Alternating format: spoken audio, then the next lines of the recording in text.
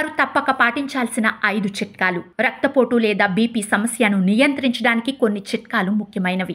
అధిక రక్తపోటు ఉన్నవారు ఈ మార్గాలను అనుసరిస్తే ఆరోగ్యంగా ఉండవచ్చు. ఆహారంలో ఉప్పు తగ్గించండి.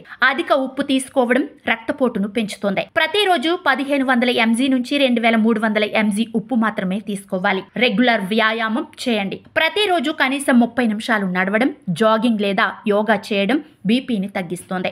మానసిక ఒత్తిడిని తగ్గించండి. ఒత్తిడి అధికంగా ఉంటే రక్తపోటు పెరుగుతుంది. ధ్యానం, ప్రాణాయామం వంటి పద్ధతులను పాటించడం ముఖ్యం. ఆహారం సక్రమంగా తీసుకోండి. బంగాళాదుంప, పండ్లు, కూరగాయలు, పూర్తి ధాన్యాలు, లోహితాహారం, ఒమేగా-3 ఫ్యాటీ ఆమ్లాలు బీపీ నియంత్రణలో సహాయపడతాయి. వెళ్లిపోతున్న మందులు మర్చిపోకండి.